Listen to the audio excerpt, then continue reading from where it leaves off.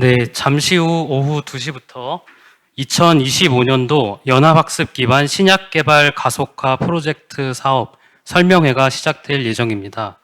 참석자 여러분께서는 자리에 착석해 주시기 바랍니다. 안녕하십니까. 오늘 사회를 맡은 사업단 연구기획팀장 홍성은입니다. 오늘 참석해 주신 여러분께 진심으로 감사드립니다.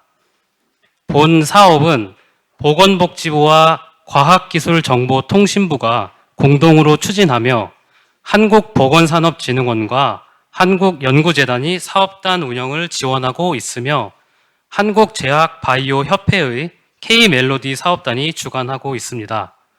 본 사업은 연합학습 기술을 활용해 민감한 신약 개발 데이터를 안전하게 보호하면서도 기관 간 협력 연구를 가능하게 하는 플랫폼을 구축하고 이를 통해 AI 기반 ADMET 예측 솔루션을 개발하여 신약 개발의 가속화에 기여하는 것을 목표로 하고 있습니다.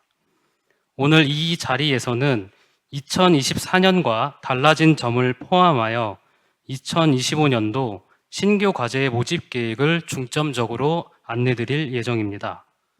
그럼 지금부터 사업 설명회를 시작하겠습니다. 먼저 본 행사에 앞서 한국제약바이오협회 노연홍 회장님께서 축사를 해주시겠습니다. 회장님 단상으로 자리해 주시기 바랍니다. 큰 박수 부탁드립니다.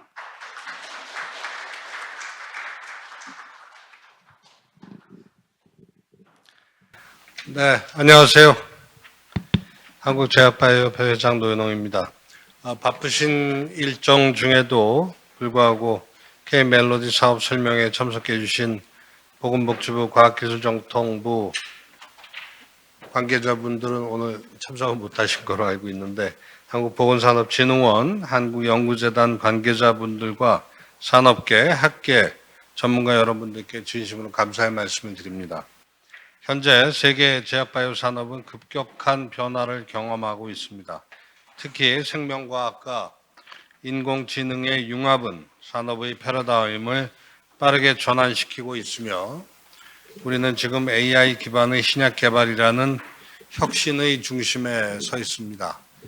우리들이 얘기하는 혁신을 많이 얘기하지만 저는 이 혁신인 것은 분명하지만 저희들은 우리 산업의 지속 가능성에 대해서 얘기를 하고 있다고 생각을 합니다. 어떤 사회학자는 그 지속 가능성이라는 것을 여러 가지 의미로 해석할 수 있지만 어제의 기억과 오늘의 통찰을 바탕으로 해서 미래의 희망을 얘기하는 것이 지속 가능성이라고 얘기했습니다. 우리는 제약산업의 중심에서 생명과학과 인공지능의 혁신의 중심에 서 있지만 그것은 바로 우리 산업이 이 자리에서 멈추지 않고 앞으로 더 나갈 수 있는 지속 가능성이라는 것에 대해서 굉장히 중요한 주제를 가지고 얘기하고 있다고 생각을 합니다. 그래서 우리 협회는 지난 수년간 AI를 활용한 신약 개발 생태계를 조성하는 것에 앞장서 왔으며 작년에 착수한 K멜로디 사업 역시 연장선상에 있습니다. 우리 사업은 ADMET 및 PK 파라미터를 정확하게 예측할 수 있는 AI 모델을 구축해서 신약 개발의 초기 단계에서부터 임상시험 결과 예측까지 가능하게 하는 것이 핵심 목표입니다. 이는 국내 제약바이오 산업의 글로벌 경쟁력을 획기적으로 끌어올리는 중요한 계기가 될 것으로 기대하고 있습니다. 특별히 이 자리는 작년에 높은 경쟁률을 뚫고 우리 사업에 참여하고 있는 세부과제 연구진들도 참석해 주셨고 이후에 5개 과제별 연구개발 진행 현황이 발표된 것으로 알고 있습니다. 지난 1년간의 성과를 공유함에 있어서 충분한 시간이 되지는 못하겠지만 올해 신규 과제 연구개발 계획 방향 설정과 구체화에 도움을 드릴 수 있다고 생각합니다. 이 프로젝트의 목표를 달성하기 위해서는 이 자리에 모이신 모든 분들의 적극적인 참여와 협력이 필수적입니다. 협회 역시 정부와 산업계, 학계의 가교 역할을 충실하게 수행하면서 대한민국의 AI 기반 신약 개발 분야에서 선도적 위치를 확보할 수 있도록 최선의 지원과 노력을 다할 것을 말씀드립니다. 오늘 이 설명회가 유익한 소통의 장이 되고 나아가 우리나라 제약바이오 산업이 세계적으로 도약하는 전환점이 되기를 진심으로 기원합니다. K멜로디 사업을 이끌고 계시는 우리 김하정 단장님을 비롯해서 이 자리에 참석하신 모든 분들께 다시 한번 감사의 말씀 드립니다. 네, 감사합니다.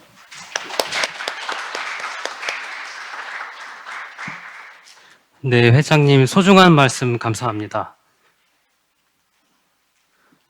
다음 순서로 사업 소개 및 신규 과제 공모 안내가 있겠습니다. 정면에 대형 스크린을 참고해 주시거나 배포해드린 자료집을 함께 봐주셔도 좋습니다. 설명은 저희 사업단 김하종 단장님께서 해 주시겠습니다. 단장님 앞으로 자리해 주시기 바랍니다.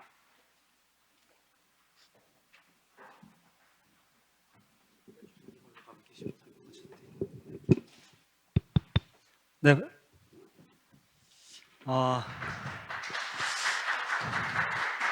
박수 받으니까 좀 이상한데. 시간이 매우 짧습니다. 왜냐하면 오늘 그 작년에 선정된 과제를 잘 들으시는 게 중요하기 때문에 제가 20분으로 압축해서 설명을 할 거고, 이 내용을 그대로 심사위원한테 전달할 겁니다. 똑같이. 이 동영상을 보시게 할 거예요. 그러니까 뭐 다른 특별한 기준을 생각하지 마시고, 그 동일한 내용이 심사위원에게 전달되는 핵심 사항을 전달해 드리도록 하겠습니다. 자, 과제에 대한 내용은 잘 알고 계실 거라고 생각합니다. 이미 우리가 1년 진행했기 때문에. 그래서 달라진 사항은 없습니다. 그래서 이제 5년 중에 1년이 지금 지났고, 목적이 두 개입니다. 첫 번째는 플랫폼을 만드는 건데, 이 플랫폼 만드는 게 왜 중요하냐면, 통상 플랫폼 그러면 여러 가지 의미로 해석을 해요. 좋은 솔루션 하나 올려놓고 계속 쓰는 것도 플랫폼이라고 부르는데, 우리가 부르는 플랫폼은 거래가 이루어지는 플랫폼을 말해요. 그러니까 계속 새로운 게 들어오고, 새로운 서비스가 들어오고, 이용자가 들어오고, 데이터가 들어오고, 글자가 들어 진화하는 그런 플랫폼을 만드는 것을 국내에서 처음 할 뿐더러 이것이 많은 그 문제를 풀 수 있는 그런 하나의 도구로서 플랫폼을 일종의 POC죠. 이게 동작한다는 걸 보는 것이 목적의 반쯤 되고, 근데 우리가 플랫폼만 만들면 소용이 없으니까 대표적으로 샘플 케이스로 ADMET 예측 모델을 만드는 겁니다. 자, ADMET가 왜 중요하다는 얘기는 지나가겠습니다. 자, 그런데 우리가 이런 걸 이네이블러라고 그러죠. 예를 들면 우리가 웹이라고 하는 것이 1993년 이후에 폭발적으로 많이 쓰였는데, 사실 웹 서비스를 그 트리거 시킨 거는 아주 간단한 기술이에요. 그 글자 위를 마우스로 클릭하면 해당하는 콘텐츠가 다운로드 된다. 사실은 굉장히 심플한 프로토콜이고, 우리가 그거를 HTTP라고 부르죠. 그 하나가 모든 세상을 바꿔놨습니다. 마찬가지로 그런 작든 크든 뭔가를 이네이블 시키는 기술이 있는데, 그게 연합학습이 바로 그 역할을 하게 되는 것이죠. 연합학습이 이제 공부를 하셨겠지만 민감한 데이터도 활용할 수 있도록 함으로써 많은 바이오, 특히 신약 개발 문제를 풀 수 있고, 이거를 입증하는, 그 실제로 활용하는 플랫폼을 만드는 것이 되겠습니다. 과제는 3개로 되어 있고, 우리가 플랫폼 사업단은 선정을 했고, 데이터 공급기관 20기관도 선정을 했고, 지금 3번째 모델 개발 과제 2차년도 5개 과제를 선정을 하는 단계에 있습니다. 자, 내용은 지나가겠습니다. 그래서 올해는 여기 3번째 모델 개발자인데, 중요한 사항은 제가 밑줄을 그어놨어요. 이 모델을 개발하는데 우리가 클라우드라고 하는 환경 또는 온프레미스 장비에서 이 연합학습이 돌아가게 되는데, 그거를 하기 위해서 일정 비율의 그 비용을 객출하게 되어 있어요. 3세부 과제는 10%인데, 그래서 그 비용은 모델을 테스트하는 데 쓰이는 거지, 모델 개발하는 데는 못 씁니다. 여러분이 개발하는 데는 여러분 자체 장비를 쓰거나 아니면 여러분한테 배정된 연구비에서 따로 그 비용을 배정하는 것입니다. 그러니까 용도가 다르다는 것. 그래서 솔루션 개발은 각 기관의 장비 또는 자체 연구비에서 사용한다는 것이고, 두 번째 있는데, 작년은 처음이니까 모델 그 소프트웨어 개발에만 주로 집중을 했어요. 그런데 5팀을 이미 선정을 했고, 올해 5팀이 상당히 중복이 될 수밖에 없습니다. 어떤 면에서는. 왜냐하면 다 최신의 기술을 쓸 거기 때문에. 그래서 올해는 데이터를 추가로 사용해서 모델의 성능을 높일 수가 있죠. 우리가 모델을 개발할 때 항상 훈련 데이터, 검증 데이터로 모델을 만드는 거기 때문에 우리는 공개된 데이터 말고도 따로 우리가 따로 확보한 데이터 또는 우리가 돈 주고 산 데이터 아니면 우리가 실제 실험한 데이터를 여기 넣음으로써 모델을 더 잘 만들 수 있다. 이거를 제한할 수 있도록 했습니다. 그래서 공개된 데이터, 샘플 데이터는 이 세부과제 데이터 보유기관이 준 거죠. 그것만 쓰는 게 아니라 우리는 어떤 데이터를 더 사용하겠다는 것을 제안을 해달라는 것이 이번 사업의 특징이 되겠습니다. 자, 플랫폼은 이렇게 소유자 왼쪽, 여러분은 모델 개발자가 됩니다. 이렇게 되는 내용은 뭐 많이 우리가 오픈했기 때문에 지나가겠습니다. 그리고 이 개념은 한번 설명을 드리고 갈게요. 여러분 사실은 모델 개발자가 이 맨 오른쪽에 있습니다. 여기 1번에 보면 세부 태스크 설정이 있는데 올해, 그러니까 작년에 9개의 태스크를 우리가 정했어요. 9개를.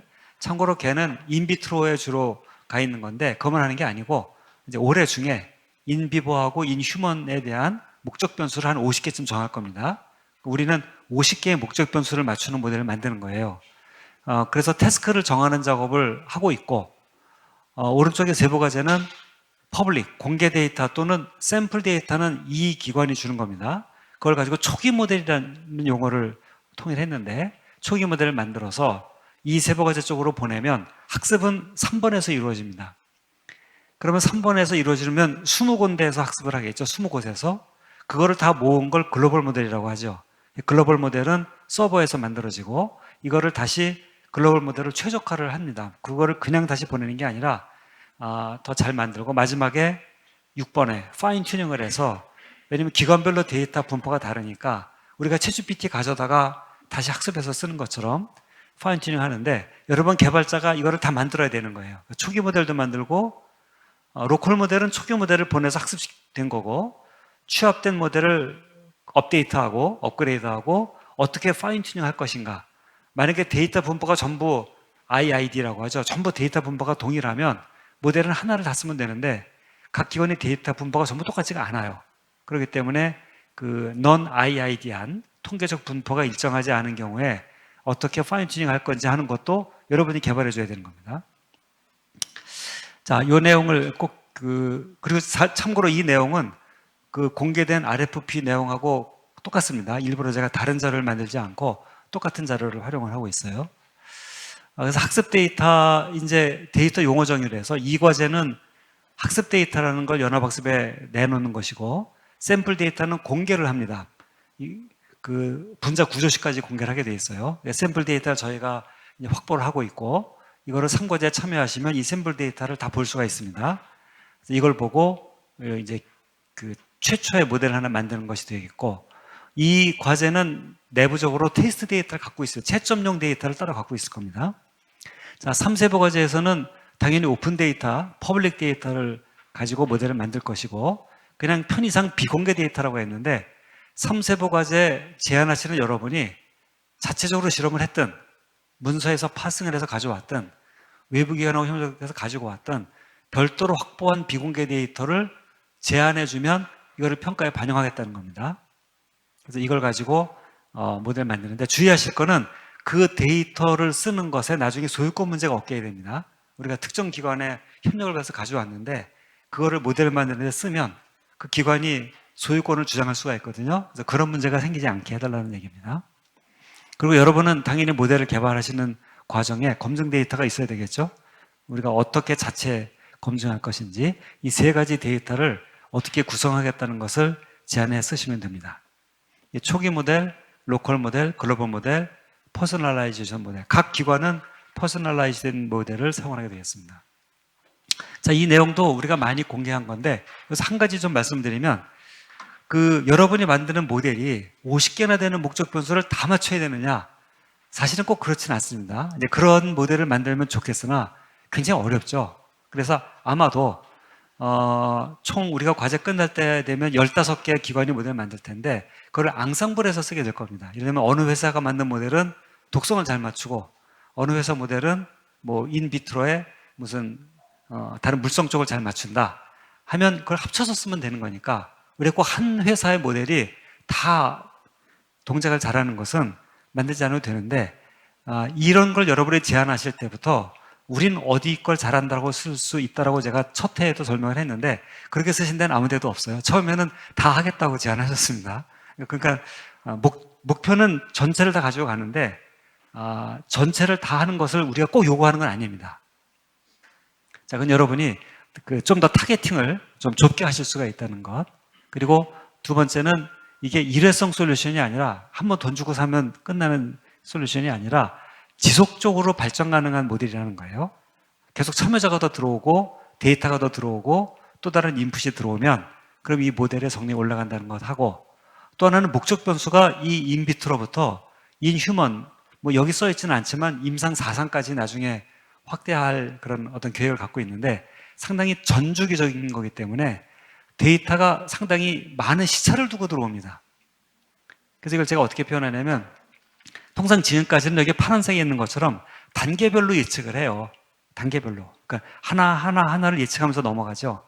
중간에 하나라도 실패하면 거기서 이제 그만두고 또 다른 걸 실험하고 하는데 사실 이걸 전체를 모으면 우리가 이거를 영어로 이제 프로젝션이라고 그러는데 그러니까 여러 레이어가 있는 거를 이렇게 축을 돌려서 보면 한꺼번에 다 보입니다. 그러니까 사실은 이거는 1년 전, 2년 전, 3년 전, 4년 전이 있지만 다 모아놓고 보면 하나로 볼 수가 있는 거죠. 그래서 하나로 본다는 개념을 시간적으로 나눠서 들어오는 데이터를 한꺼번에 학습을 해서 그리고 예측하는 목적 변수도 그냥 독성만 예측할 수도 있고 임상 1상에 가서 성공할 확률을 예측할 수도 있고 여러 가지 목적 변수가 나올 수 있는 거기 때문에 여러분이 굉장히 도전적인 과제예요.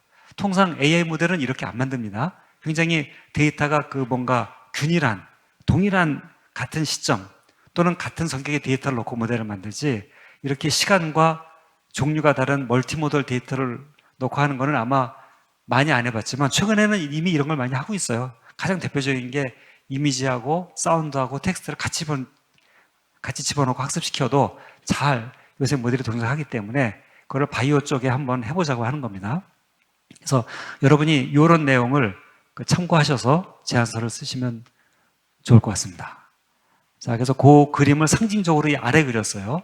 이렇게 단계별로 이루어지는 게 아니라 제가 인 네트워크라고 표현해서 전체 데이터를 한꺼번에 보고 사실 이상적으로는 일부 데이터를 보고 임상 성공 확률을 가르쳐주면 제일 좋겠죠. 왜냐면 중간은 성공할지 몰라도 얘는 임상에 가서 실패할 거면 할 필요가 없는 거잖아요. 만약에 그런 지표가 나올 수만 있다면 베스트지만 물론 쉬운 건 아닙니다.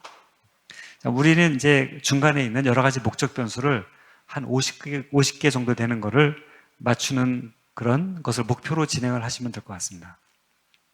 참고로 왼쪽에 있는 여기 노란색은 현재는 옵션인데 이미 많은 분들이 여기에 관심을 갖고 있어요. 이 K 멜로디 사업 범위에는 이 노란색은 들어있지 않습니다. 여러분 신학 개발 해보신 분은 알지만 이게 ADMET만 된다고 약이 되는 게 아니기 때문에 당연히 오믹스, 제네틱스 또는 개인 데모그래픽 정보 또는 다른 드러그와의 인터랙션 기본적으로 이런 걸 같이 봐야 되는데 그것이 이 과제에 들어있지는 않지만 그걸로 확장할 가능성은 염두에 두고 우리가 과제를 진행할 겁니다. 이게 잘 돌아가면 그 다음에 데이터를 더 이제 추가를 하면 그 둘 사이의 인터랙션을 예측하는 모델을 만드는 것은 비교적 수월하겠죠. 여튼 그런 비전을 갖고 있고 제안하실 때 그런 제안을 해주시는 것도 도움이 됩니다. 우리 모델은 이렇게 확장을 하는데 유리하다 이렇게 제안할 수도 있습니다. 태스크 범위는 여기는 생략하겠습니다. ADMET인데 일단 처음에 목표는 한 50개쯤 됩니다. 이거를 다 맞추는데 요새 우리가 파운데이션 모델이 방식으로 접근하기 때문에 예전 모델은 절대로 이렇게 못하지만 파운데이션 모델이라는 게 전체적인 속성을 한꺼번에 파악하는 거기 때문에 우리가 좋은 파운데이션 모델을 만들면 가능할 수도 있어요. 가장 이상적으로는 우리 몸이 약에 대해 반응하는 거를 마치 우리가 뇌의 일부분을 예측한 게 LLM이잖아요.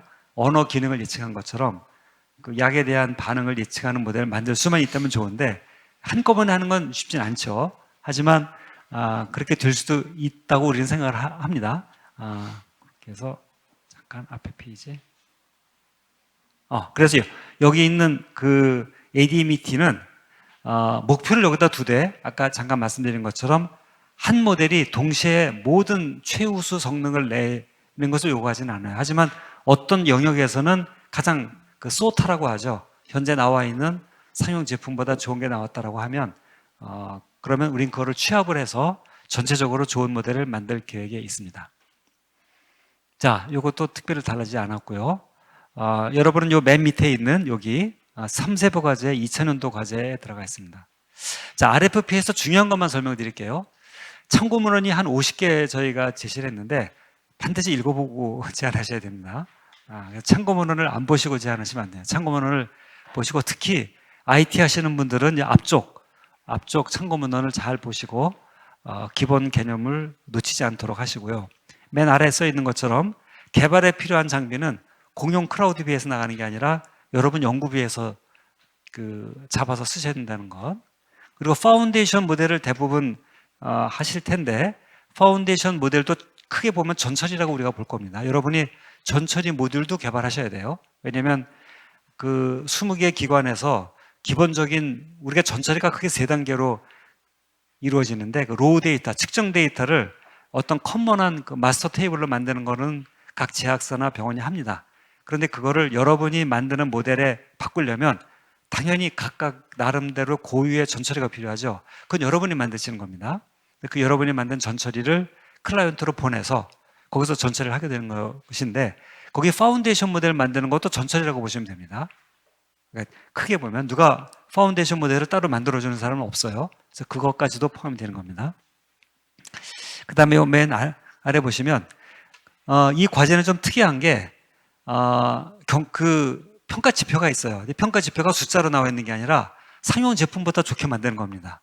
상용 제품도 계속 발전하기 때문에 지금 나와 있는 ADMET 모델들이 있죠. 그걸 여러분이 꼭 사용을 해보시고 이 상용 모델의 어떤 부분보다는 우리 게 좋다라고 하는 것이 결국은 평가 기준입니다. 뭐 0.95를 넘는다 이런 절대적인 수치는 등장하지 않습니다. 그래서 반드시 어떤 모델을 우리가 목표로 해서 소타라고 하죠. 가장 좋은 성능을 낼 것이다. 이 사업의 목표가 되겠습니다. 마지막으로 우리가 FEM이라고 이름을 붙였는데 FEM 기본 기능 외에 향후 기능 추가 같은 걸 제안하시는 것도 저희가 참고하도록 하겠습니다. 자, 이건 아까 설명드렸고 여러분이 데이터에 대한 용어를 작년에도 우리가 설명을 했는데 용어를 살짝 바꿨어요. 그때는 무슨 독점 데이터라든지 기본 데이터 이렇게 했는데 용어가 좀 헷갈려서 기본 데이터를 샘플 데이터로 바꿨습니다. 그리고 여기 제가 빨간색으로 썼는데 특히 올해는 추가로 공개되지 않은 여러분이 별도로 갖고 있는 또는 여러분이 별도로 확보한 데이터를 어떻게 활용하는지를 잘 써주시길 바라고 그 다음에 지금 아마 이 분야는 새로운 기술이 계속 나오고 있어요. 그걸 최대한 활용을 하시고 단지 이것이 단독 솔루션을 만드는 게 아니라 연합학습 환경에서 돌아가기 때문에 연합학습이라는 건 뭐냐면 내가 데이터를 다 보고 있는 게 아니라 글자 그대로 여러 클라이언트 거를 다 취합하면서 계속 업데이트 되는 거잖아요.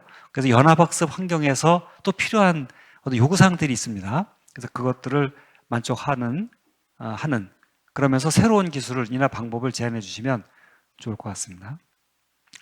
자, 아마 거의 다 설명을 했을 거고요. 그리고 지표는 말씀드린 것처럼 한 50개쯤 되는 목적 변수를 다 제시하실 필요가 없고 우리는 어떤 데이터에 대해서 어떤 성능을 예측하려고 한다는 것, 여기 제가 빨간색으로 썼는데 특정 태스크 영역에 대해서 우리 모델은 훨씬 더 좋을 것이다. 왜냐하면 그런 데이터로 사전 훈련을 더 시킨다든지 데이터를 더 많이 갖고 있다든지 아니면 우리가 거기에 대한 어떤 모델이 우리 모델의 특성상 왜냐하면 분자의 특정 부분에 대해서 반응을 잘 보이는 것도 있고 분자 전체에 대한 반응도 있고 한 거기 때문에 여러분이 이런 거를 그냥 전부 다 잘할 수 있다라고 하는 것보다는 이렇게 특정 태스크 영역에 대해서는 우리는 어떤 강점이 있을 것이다 이런 거를 쓸 수도 있다는 겁니다. 이거는 RFP에 나간 거니까. 그다음 마지막에 과제 수행 특기사항은 뭐냐면 여러분이 개발하신 모델이 다른 기관의 모델과 앙상블 되거나 경쟁이 될 수 있다는 겁니다. 우린 통상 개발기관을 한 군데만 선정해서 그 모델만 갖다가 사용하든지 말든지 하는데 이 사업은 처음부터 15개가 경쟁하기 때문에 그 경쟁될 수 있다는 걸 알고 계셔야 된다는 뜻이고, 필요에 따라서는 그거를 합쳐서 새로운 서비스로 우리가 사용할 수도 있고, 그 다음에 여러분 소스 코드를 GitHub에 올릴 수 있습니다. GitHub에 올리시는 분도 많이 있는데 올리실 때는 우리한테 알려주실 필요가 있습니다. 이 소스 코드는 GitHub에 올리겠다. 그리고 소스 코드는 사업단에 제출해야 됩니다. 우리가 그 소스를 다른 용도에 쓰는 건 아니고 서비스를 돌리려면 당연히 소스 코드가 있어야 됩니다. 그 소유권은 여러분이 갖고 있는 겁니다. 여러분이 이 소스 코드 가지고 다른 솔루션을 만들고 하는 건 얼마든지 자유롭게 진행하실 수 있습니다. 자, 평가 점수는 거의 같은데 기존 수행 중인 5개 세부 과제 아마 좀 이따 10분씩 발표를 해주실 텐데 잘 들으시고 차별성을 우리가 10점을 배정을 했습니다. 왜냐하면 똑같은 걸 한다고 할 수는 없고 작년보다는 뭔가 다른 게 있어야 될 거기 때문에. 자, 다 설명을 했고요. 아마 뒤는 없을 겁니다. 지금부터 10분씩 발표를 해주실 텐데요. 아마 시간이 짧을 겁니다. 그래서 우리가 발표 자료 뒤에 문서로 우리가 첨부를 했어요. 그렇게 했고 필요하시면 사업단에 문의를 하시든지 해서 그 다른 기관들이 한 내용을 여러분 잘 파악하시는 게 도움이 많이 될 것 같습니다. 뭐 간단한 질문은 받고 아니면 이따가 토론 시간이 있으니까 상세한 질문은 이따 받도록 하겠습니다. 혹시 간단한 질문 있나요? 자, 그럼 제 발표 마치고 이제 순서대로 3세부 과제 발표 시작하겠습니다. 네, 고맙습니다.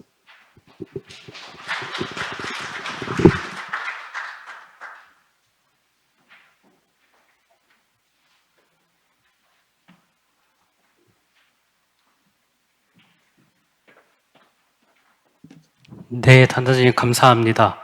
다음 순서는 2024년도 선정과제 연구 내용 발표입니다. 총 5개 수행기관 연구자분들께서 차례로 발표해 주실 예정이며 배포해드린 자료에 등장하는 순서대로 발표 진행해 주실 겁니다. 그리고 새 기관 발표 후에 20분간 휴식 시간이 있으니까요. 일정에 참고해 주시기 바랍니다. 첫 번째 발표는 광주과학기술원 연구자님께서 발표해 주시겠습니다. 광주과학기술원 연구자님 단상으로 자리해 주시기 바랍니다.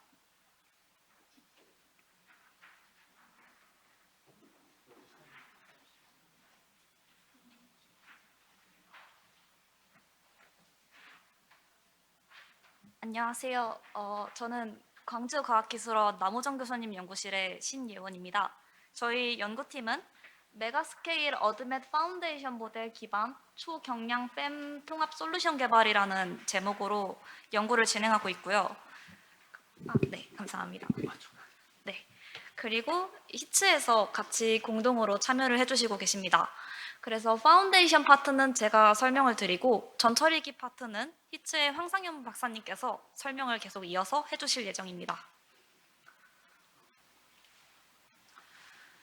저희 연구팀에서는 어드밋 파운데이션 모델을 기반으로 최소한의 학습 파라미터만이 요구되는 초경량 팸 모델을 개발하는 것을 목표로 삼고 있습니다. 그래서 이제 무거운 학습이 필요한 어드밋 파운데이션 모델은 저희 연구팀의 로컬단에서 학습을 수행을 하고 이 파운데이션 모델을 이용해서 어드밋 속성을 담고 있는 시멘틱한 정보를 담고 있는 인베딩을 추출을 한 뒤 이를 몇 개의 덴스 레이어만으로 이루어진 가벼운 모델에 넣어서 파인 튜닝을 진행을 하게 됩니다. 그래서 이 세부에 참여진 분들 같은 경우에는 이 가벼운 모델만을 학습을 해주시면 되기 때문에 아주 고성능의 GPU가 필요하지도 않고 그리고 학습 시간 또한 비교적 짧게 진행할 수 있다는 장점이 있습니다. 네, 그래서 저희 연구팀에서 제안하는 연구 개발의 전체 개념도는 다음과 같습니다. 우선은 파운데이션 모델을 개발하기 위해서 공개 데이터들을 기반으로 어드밋 데이터베이스와 프로파일을 구축합니다. 그리고 이를 기반으로 파운데이션 모델을 개발한 뒤 이를 연합학습에 적용하기 위한 초경량 뺨 학습 기술을 개발합니다. 그리고 마지막으로는 저희가 어드밋 프로파일을 업데이트를 하고 설명 가능성 모듈을 추가를 하여서 파운데이션 모델과 뺨 모델을 고도화하는 과정으로 구성이 되어 있습니다. 저희가 1차 년도에 진행한 내용입니다. 우선은 저희가 1차 년도는 이제 파운데이션 모델을 개발하기 위한 일종의 준비 과정으로 생각을 해주시면 되고요. 그래서 공개 데이터를 기반으로 데이터베이스와 프로파일을 구축 완료하였습니다. 그리고 이와 동시에 연합학습 환경에 데이터가 잘 호환될 수 있도록 전처리기를 기획하는 과정을 같이 진행을 하였습니다. 네, 그래서 저희가 데이터베이스 구축을 위해서 공개 데이터베이스와 개별적인 논문 데이터들을 모두 수집을 하여서 최종적으로는 78개 엔드포인트 그리고 이제 12만 개의 컴파운드를 포함하는 데이터를 이제 구축을 하였습니다. 근데 이때 여기서 저희가 구축한 데이터는 이제 각 화합물에 대해서 모든 엔드포인트의 레이블이 다 있는 그런 덴스한 형태가 아니라 상당히 스펄스한 형태에 해당을 하기 때문에 저희가 선행 어드 및 예측 모델 또는 저희가 자체적으로 학습을 수행한 결측치 예측 모델을 저희가 학습을 해서 이를 이용해서 스펄스한 형태의 데이터를 덴스한 결측치가 없는 프로파일을 저희가 구축을 했습니다. 근데 이때 좀 더 고퀄리티의 프로파일을 구축하기 위해서 예측 모델의 성능을 기반으로 52개의 엔드포인트를 저희가 선정을 하였고 이를 이용해서 52개 엔드포인트 그리고 약 12만 개 정도의 컴파운드를 포함하는 프로파일을 현재 구축 완료한 상태입니다. 이 부분은 올해에 해당하는 2차 년도에 대한 연구 개발 내용입니다. 저희가 2차 년도에서는 어둠의 파운데이션 모델을 화합물의 부분 구조와 1차 년도에서 구축한 프로파일을 기반으로 이제 파운데이션 모델 개발 완료하는 것을 목표로 잡고 있습니다. 저희가 제안하는 파운데이션 모델은 화합물 부분 구조 기반 인코더와 어드 및 번역 임베딩 생성자 이렇게 두 가지 파트로 이루어집니다. 첫 번째 파트에서는 저희가 화합물의 부분 구조를 활용을 하여서 구조적인 정보를 잘 담고 있는 임베딩을 학습하는 것을 목표로 합니다. 두 번째 부분에서는 앞에 첫 번째 파트에서 생성한 구조 임베딩과 1차 년도에서 구축한 프로파일을 잘 활용을 하여서 이를 각각의 구조 임베딩을 어드 및 임베딩 스페이스 상에 투영을 해서 이제 구조 정보만으로는 표현할 수 없는 추가적인 정보를 담기 위한 파트가 이 두 번째 파트입니다. 각각의 파트를 조금 더 구체적으로 설명을 드리겠습니다. 우선 첫 번째 파트는 저희가 현재 GNN 모델을 기반으로 하는 VQ-VA 형태의 인코더를 개발 중에 있습니다. 어떤 화합물이 들어오게 되면은 이 화합물을 아톰 레벨과 모티프 레벨의 그래프로 이제 그래프로 만든 뒤에 셀프 슈퍼바이즈드 러닝 방식을 활용을 해서 이 인코딩을 학습을 하게 됩니다. 그래서 저희가 이 인코더를 이용을 해서 임의의 화합물이 들어왔을 때 아톰 레벨과 모티프 레벨, 그러니까 로우 레벨과 하이 레벨의 화합물 피처를 모두 잘 활용을 하는, 잘 통합을 하는 하이브리드 형태의 임베딩을 만들 수 있도록 하는 부분이 이 파트입니다. 두 번째 파트에서는 저희가 아까 인코더에서 만든 구조 임베딩 벡터를 1차 년도에서 구축한 프로파일로 저희가 구축한 어드 및 임베딩 스페이스 상에 투영하는 부분입니다. 여기서는 저희가 프로파일 상에서의 디스턴스를 이용한 트리플렛 러닝을 수행을 합니다. 그래서 이 트리플렛 러닝을 이용을 해서 어드 및 속성상에서 서로 굉장히 유사한 화합물끼리는 임베딩 스페이스에서도 가깝게, 그리고 어드 및 속성이 만약 굉장히 차이가 많이 나는 화합물이라면 임베딩 스페이스 상에서도 멀게 위치할 수 있도록 배치하는 학습이 이 부분입니다. 그래서 저희가 이 부분을 통해서 구조 정보 외에도 구조 정보만으로 잘 구분이 되지 않는 그런 어드 및 속성들까지도 여기서 잘 학습을 할 수 있도록 합니다. 여기까지의 어드 및 파운데이션 모델이 사전 학습이 완료가 되게 되면 여기에다가 몇 개의 플리 커넥티드 레이어로 구성이 된 가벼운 파인 튜닝 모듈을 추가를 합니다. 그래서 그 파인 튜닝 모델을 이용을 해서 모듈로 파인 튜닝을 진행을 하는 것이 저희가 현재까지 개발 중인 파운데이션 모델입니다. 이후에는 전처리기 파트를 히츠의 황상현 박사님께서 발표를 이어서 해주시겠습니다. 감사합니다.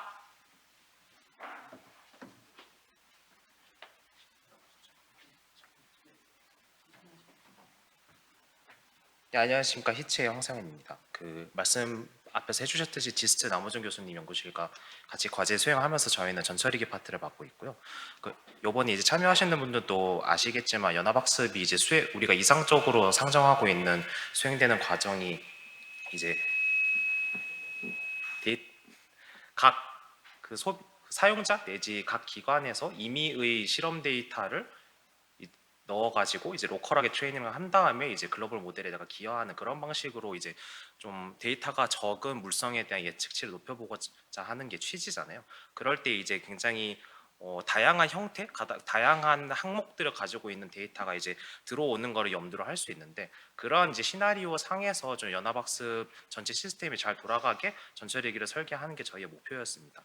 하지만 이제 비슷한 자리에서 여러 번 말씀을 드렸지만 여기 좌측에 나와 있는 것처럼 그 사업단 차원에서 이제 마스터 템플릿이라고 표준 이제 어떤 항목들을 기입하면 되는지에 대한 표준 템플릿을 마련해 주셨고 이제 데이터를 이제 그 앞으로 공여를 하시거나 혹은 직접 연합학습 테스트를 위해서 로컬하게 프라이빗하게 사용하실 그런 용도의 데이터들을 모두 이런 이 템플릿에 맞춰서 넣을 시나리오가 이제 정해져 있기 때문에 거기에 맞춰서 저희는 그 이 템플릿에 맞게 전처리기를 지금 설계를 초안을 어느 정도 해놨고 그래서 이제 GitHub의 코드 저장소에도 어느 정도 올려놓은 게 있고 왜냐하면 차후에 이제 직접 저희가 테스트를 할 때는 이제 데이터를 제공하시거나 테스트하실 그 제약사나 연구원에서 직접 로컬하게 모델을 활용을 하셔야 되기 때문에 이제 스크립트화를 해가지고 돌려볼 수 있게 해놓은 상태고 저희의 경우에는 이제 예시로 보여드리자면 커맨드 같은 거는 넘어가겠고요. 이런 식으로 사용자가 현재는 저희가 GUI까지 제공이 돼 있지는 않고 터미널상에 돌리는 거를 상정을 하고 있는데 그 앞에 있는 엑셀 시트에 맞게 실험값을 넣어서 제공을 하게 되면은 저희 스크립트가 이제 파싱을 해가지고 어떤 항목이 들어왔는지를 검사하고 데이터 분류를 하는데 뭐 굉장히 이제 초보적인 레벨의 논리 구조로 돌아가는 거긴 합니다만 중요한 것 중에 하나가 이제 어느 정도 데이터가 있어야 연합학습에 기여를 할 수가 있을 것이냐 그러니까 최소한 필요한 항목별로 필요한 데이터 수를 체크하는 게 연합학습에 있어서 중요한데 그거를 이제 EU 멜로디에서의 이제 용어에 맞게 저희가 정족수라고 필요한 데이터의 정족수라고 생각을 하고 있고 이거를 이제 체크하는 게 전처리단에서 수행해야 할 하나의 역할이라고 저희가 생각을 하고 있습니다.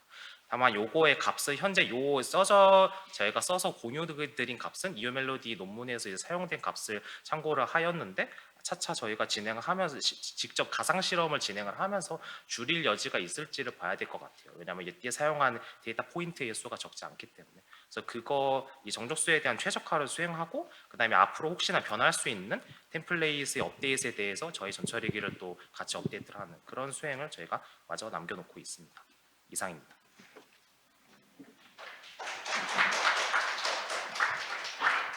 네, 발표 감사합니다. 네, 다음은 모감생명과학연구소 연구자님께서 발표해 주시겠습니다. 연구자님 단상으로 자리해 주시기 바랍니다.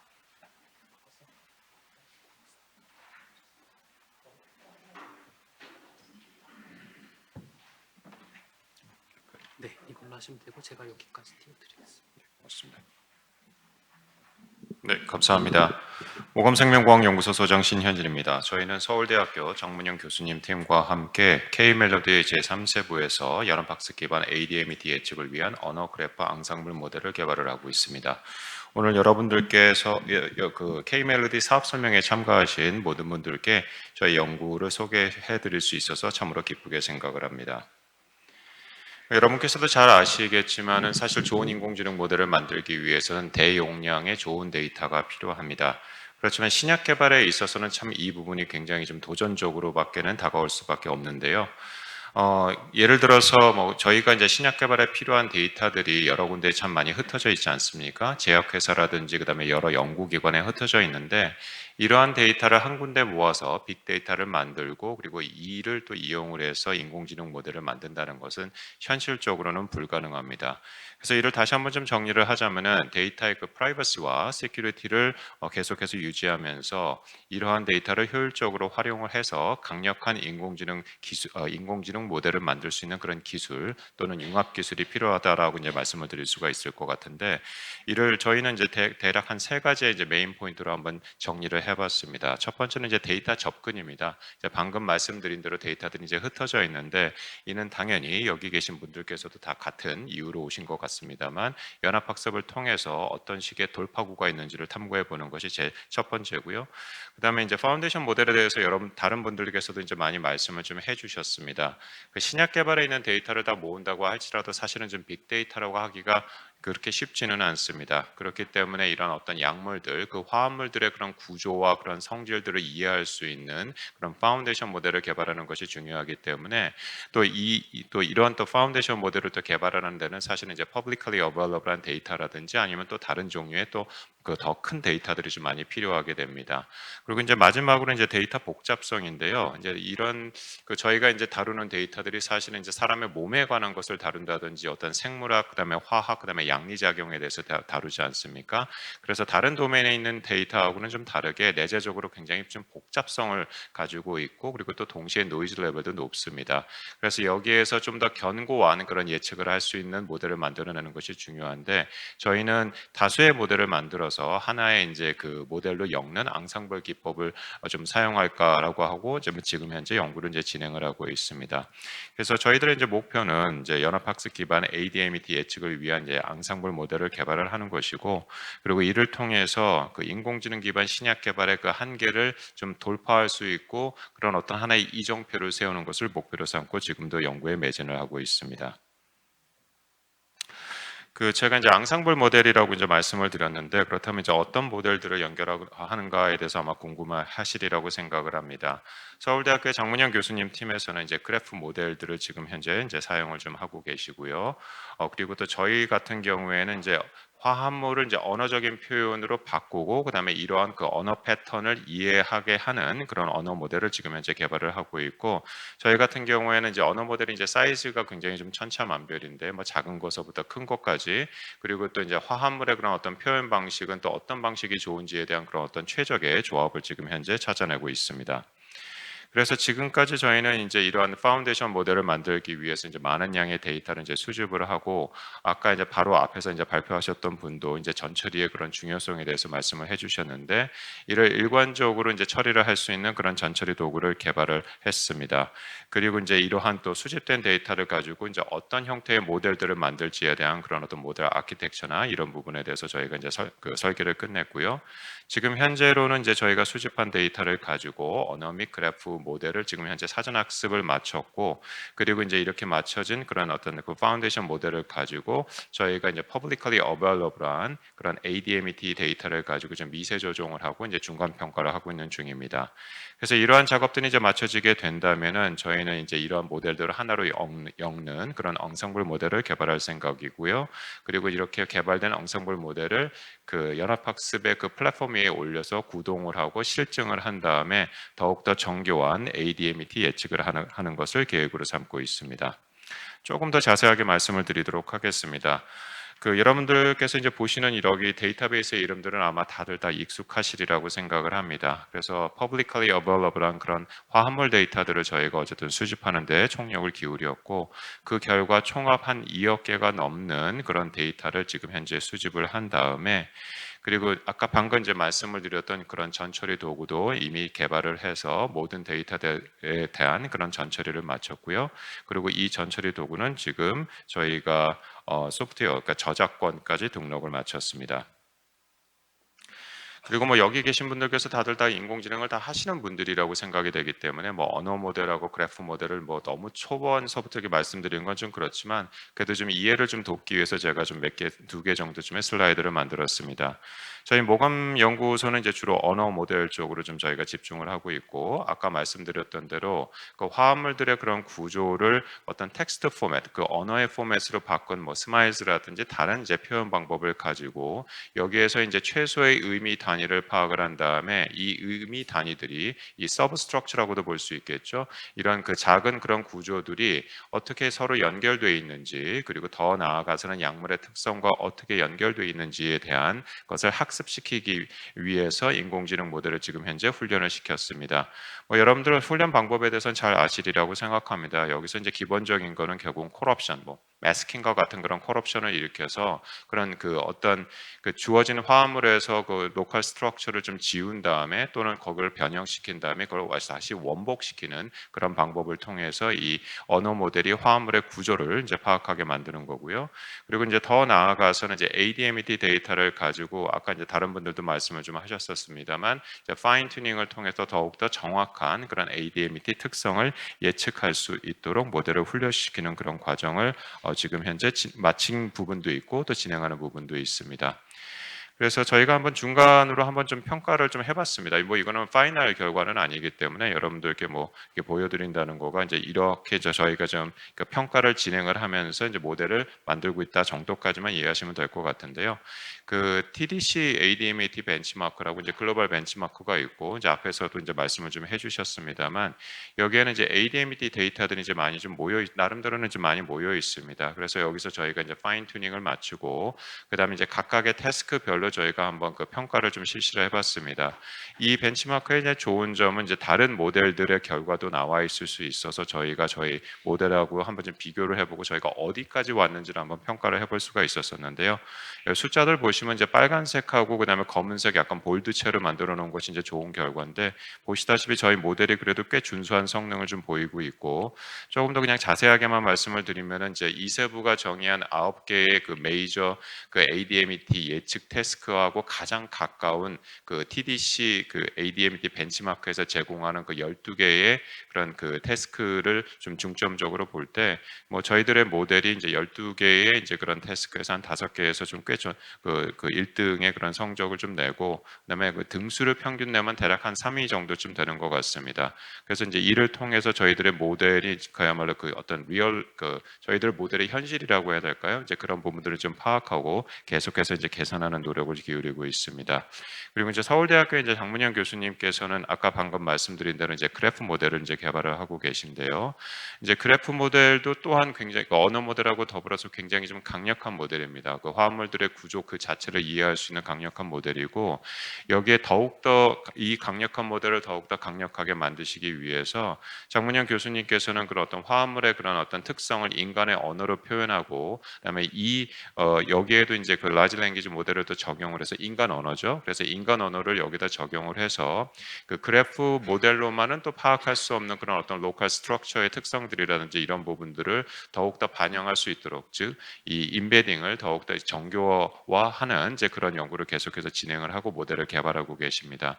그리고 또 여기 더 나아가서 아까 뭐 콜옵션이나 뭐 매스킹을 통해서 그런 서브 스트럭처를 이해할 수 있는 언어 모델을 만든다고 말씀을 드렸는데 비슷하게도 이렇게 그래프에서의 그런 어떤 서브 스트럭처들을 더욱더 잘 정확하게 이해할 수 있는 그런 auxiliary task, 어떤 보조 태스크들을 통해서 모델을 강화하고 계시고 그리고 또 지금 현재 저희하고 이제 비슷하게 이제 ADMET 데이터를 가지고 이제 파인 튜닝을 하시고 여러 가지 이제 평가를 하고 계십니다.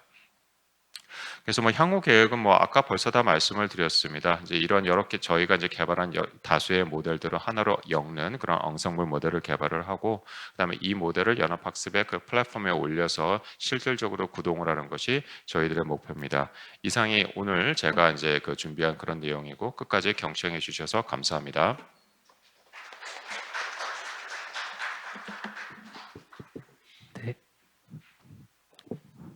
네, 다음 순서는 아이젠 사이언스 연구자님께서 발표해 주시겠습니다. 연구자님 단상으로 자리해 주시기 바랍니다.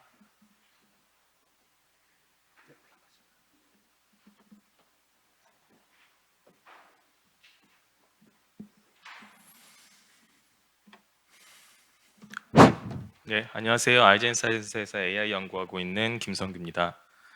저희 아이젠 사이언스의 이제 지난 성과 그리고 저희의 전략 이런 걸 좀 설명을 드릴 수 있도록 준비를 해봤습니다. 잘 아시겠지만은 신약 개발 생산성이 해마다 상당히 하락하고 있고요. 특히 임상 일상 성공률이 급격하게 하락을 하고 있는 상황입니다. 이런 안전성에 대한 문제를 좀 빠르게 넘어가기 위해서는 우리가 신약 개발 단계에서 ADMET 예측을 상당히 잘 해야 되는데 사실상 뭐 소위 말하는 스테이트 소타 모델도 그렇고 커머셜 모델도 그렇고 만족스러운 성능을 보여주고 있지는 않습니다. 대표적인 이유가 뭐 퍼블릭 데이터 같은 것들이 상당히 소규모로 국한되어 있고요. 좀 더 나아가서 데이터 사일러 현상 잘 아시겠습니다만은 이런 제약사라든가 뭐 이런 어떤 그런 기업에서 가지고 있는 데이터 같은 경우는 쉽게 공개할 수가 없기 때문에 전부 쪼개져 있고, 이런 쪼개져 있는 데이터들이 하나의 학습 데이터가 될 수가 없기 때문에 결과적으로는 이런 문제를 해결할 때 큰 걸림돌이 되고 있습니다. 저희가 생각했을 때 이런 문제를 해결할 수 있는 세 가지 전략은, 첫 번째가 본 사업의 울티밋 골 중에 하나 연합학습입니다. 이런 데이터 사일로 현상을 극복하기 위해서 만들어진 프레임워크고요. 이걸 통해서 모델 성능 향상을 할 수가 있을 것이고, 그다음에 두 번째 아이디어 같은 경우에는 소위 LLM, 대형 언어 모델 LLM을 이용을 해서 문헌으로부터, 그러니까 문헌에 산재되어 있는 비정형 데이터들을 우리가 정형화함으로써 부족한 데이터를 채울 수 있을 것이다, 이런 아이디어입니다. 근래 뭐 단순히 그 내추럴 랭귀지 프로세싱뿐만 아니라 문헌 내에 있는 이미지들, 테이블들 이런 정보들을 추출을 할 수가 있기 때문에 저희도 마찬가지로 그런 기술을 이용을 해서 PK, ADMET에 더 나아가 액티비티까지 예측을 할 수 있는, 추출을 할 수 있는 모델을 구축을 하고 있고요. 네, 마지막으로는 앞에서도 이제 많이 말씀해 주셨던 파운데이션 모델인 건데요. 결국에는 우리가 연합학습 등을 통해서 데이터를 많이 모으게 되더라도 결국에는 학습 데이터가 부족할 수밖에 없을 겁니다. 항상 그런 식인 건데, 이런 작은 데이터, 리미티드된 데이터 사이즈로도 우리가 처음 보는 형태의 물질들, 아웃 오브 디스트리뷰션에 해당하는 물질들에 대해서 예측을 잘 하려면 일반화 성능을 향상시킬 수 있는 그런 로직이 또 추가적으로 필요하다고 생각을 하고 있습니다. 저희는 이제 의생명 AI 관련된 국제대회에서 뭐 여러 번 우승을 했고, 또 LLM 관련된 기술력을 갖추고 있어서 방금 말씀드린 전략들을 수행을 할 수 있는 상황이고요. 저희 어프로치는 대규모 약물 레프레젠테이션 모델링과 LLM 기반 문헌 마이닝을 통해서 ADMT 예측 모델을 개발을 하려는 전략을 취하고 있습니다. 주요 성과를 간단하게 조금 말씀을 드리면, 결국 LLM 기반 문헌 마이닝을 통해 데이터를 추가로 확보하겠다라는 건데, 실제로 특허 문서라든가 혹은 논문 문서 같은 것을 보시면은 우리가 이렇게 예쁘게 생긴 데이터베이스가 아니고 글로 표현되어 있는 각종 정보라든가 혹은 테이블, 스캔된 어떤 문서 이런 식으로 산재되어 있는 경우가 굉장히 많습니다. 이런 비정형 데이터들을 정형화함으로써 우리가 다양한 모델링, 뭐 통계적 분석, 더 나아가서 예측에 충분히 활용을 할 수 있는 시대가 됐기 때문에 적극적으로 이걸 활용해서 데이터를 추가 확보를 하는 게 필요하다고 생각을 했고, 작년에 이제 저희가 소위 요새 나오고 있는 여러 가지 모델들을 결합을 해서 그 특허 문서 그리고 논문으로부터 멀티모달 LLM을 이용해 이 안에 있는 내추럴 랭귀지 프로세싱 기술들과 이미지 프로세싱 기술들을 활용을 해서 테이블, 그다음에 분자 구조, 그다음에 텍스트를 그 동시에 분석을 해서 SA 테이블이죠. 그러니까 Structure Activity Relation 테이블을 그 데이터베이스를 구축을 하고 좀 더 나아가서 PK까지 추출을 하는 형태의 애플리케이션을 만들어서 내부적으로 지금 운영을 하고 있고, 백그라운드 서버에서 계속 지금 발표되고 있는 특허나 논문들을 추출을 하고 있는 상황입니다. 그다음에는 이제 레프레젠테이션 모델 관련된 부분인 건데요. 아까 뭐 계속 말씀드렸던 것처럼 이 몰레큘 쪽의 레프레젠테이션 모델에 또 특히 중요한 게 ADMET나 PK 같은 경우에는 전체 물질 구조가 사실은 중요한 경우보다는 로컬한 스트럭처, 모이어티, 모티프 이런 부분에서 PK가 결정되는 케이스들이 많기 때문에 제가 선행 연구로서 먼저 어떤 물질 구조에서 특정 그런 프래그먼트 혹은 뭐 모이어티 부분을 좀 더 어웨어한 레프레젠테이션 모델, 그리고 그걸 기반한 PK 예측 모델을 만들었던 경험이 있고요. 작년에는 이제 이런 것들을 조합을 해서 다면적인 파운데이션 모델을 구축을 했는데, 예를 들면 이렇습니다. 우리가 뭐 솔루빌리티라든가 어떤 투과도 이런 걸 예측을 할 때에는 부분적인 구조들보다는 전체적인 이 구조가, 물질 구조가 뭐 분자량이 얼마나 되는지 혹은 이 TPA 그 볼륨이 얼마나 되는지가 훨씬 중요할 것인데, 또 그 밑에 메타볼릭한 스타빌리티를 예측을 할 때에는 또 전체 구조들보다는 로컬한 피처들이 훨씬 중요한 경우들이 많거든요.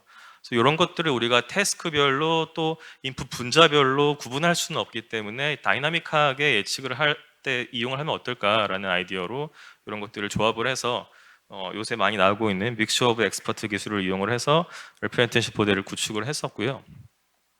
어떤 분자 구조가 들어왔을 때 아톰 레벨에서 분석하는 부분, 모티프 레벨에서 분석하는 부분, 전체적인 몰레큘 레벨에서 분석하는 그 레프레젠테이션 모델들을 믹스 오브 엑스퍼트로 애그리게이션해서 레프레젠테이션을 만들고, 그 친구를 기반으로 우리가 몰레큘러 프로퍼티를 예측을 했을 때 적어도 현재 지금 스테이트 오브 디 아트로 나오고 있는 모델들보다는 조금 더 좋은 성능을 얻을 수가 있었고요.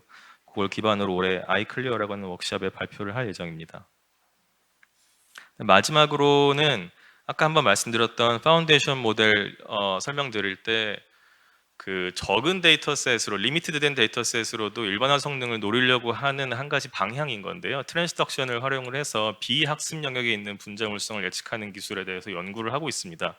그러니까 아웃 오브 디스트리뷰션 문제가 머신러닝의 되게 고질적인 문제인 건데요. 뭐 학습 데이터와 테스트 데이터 정도의 그 분포에 있는 데이터에 대해서는 예측을 잘 하지만 그 외에 완전히 다르게 생긴 물질들 그런 데이터들에 대해서는 예측 성능이 많이 떨어지는 경험들을 아마 해보셨을 겁니다. 전통적인 이제 머신러닝은 인덕션 기반으로 패턴 추출을 하기 때문에 그런 건데 저희는 이거 한번 트랜스덕션 기반으로 테스트 단계에서 학습 샘플을 직접 참조를 해서 그러니까 벡터 간의 이런 플러스 마이너스 아리스메틱을 이용을 해서 엑스트라폴레이션을 시도를 하는 연구를 하고 있고요. 엑스트라폴레이션을 할 때 이제 앵커를 기반으로 시도를 해야 되기 때문에 저희가 일단 기본적으로 그래프 뉴럴 네트워크를 이용한 멀티 앵커 엑스트라폴레이션 모델을 개발을 하고 있고 이제 그것을 이용을 해서 완전히 아웃 오브 디스트리뷰션에 해당하는 데이터에 대해 예측을 했을 때 기존에 나와 있던 모델들과 비교했을 시 조금 더 성능이 나아지는 것을 확인을 하고 있는 상태고 아직은 개발 중인 상황입니다만은 뭐 개발이 완료되는 대로 또 좋은 기회를 통해 공유를 좀 드릴 수 있도록 하겠습니다. 예, 저희 발표는 여기까지입니다.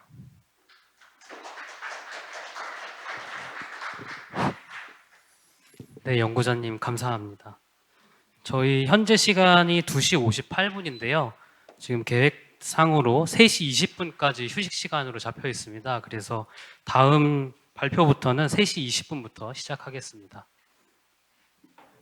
네, 그럼 진행하겠습니다. 다음 순서는 전북대학교 연구자님께서 발표해 주시기로 했습니다. 전북대학교 연구자님 단상으로 자리해 주시기 바랍니다.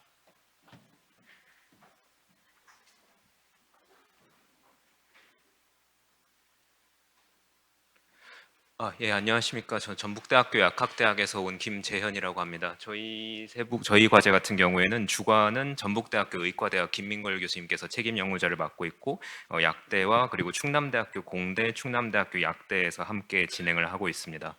저희 과제명은 연합학습 기반 에드멧 PKPD 모델 개발이고요.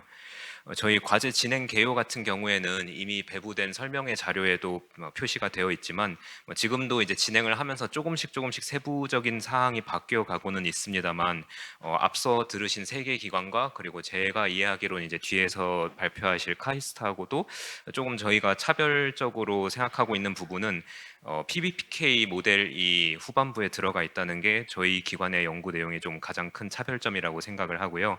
모델에서 예측하는 어떤 파라미터들이나 최종적으로 PBPK에 들어가는 인풋들은 조금씩 변동이 있습니다만 큰 틀에서는 저희는 이제 스마일 스트링에서 출발을 해서 그리고 20개 기관에서 제공하는 데이터들을 인풋으로도 쓰고 또는 나중에 이제 모델 밸리데이션 하는 데도 사용을 하고요.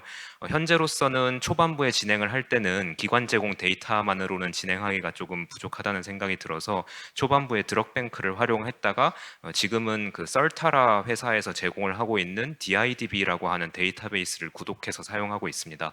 그래서 DIDB 데이터베이스에 있는 값들을 마찬가지로 모델의 인풋과 그리고 밸리데이션 용도로 활용을 하고 있고 스마일 스트링을 통해 가지고 화합물 구조식으로 출발을 해서 여러 가지 알고리즘을 적용해서 PBPK 모델에 들어갈 인풋들을 예측을 하고 있습니다. 그래서 최종적으로는 우측에 있는 것처럼 PBPK 모델의 인풋 값으로 기관 제공 데이터나 스마일 기반 예측 값이나 아니면 DIDB에서 제공하고 있는 어떤 인비트로 실측 값들을 PBPK 모델의 인풋으로 집어넣고 있고 PBPK 모델의 인풋으로 들어가게 되어서 이렇게 타임 컨센트레이션 프로파일이 나오게 되면은 당연히 이제 그 시간 혈중 농도 곡선으로부터 곡선화 면적이나 Cmax나 기타 등등의 결과값들은 자동적으로 얻어낼 수가 있습니다.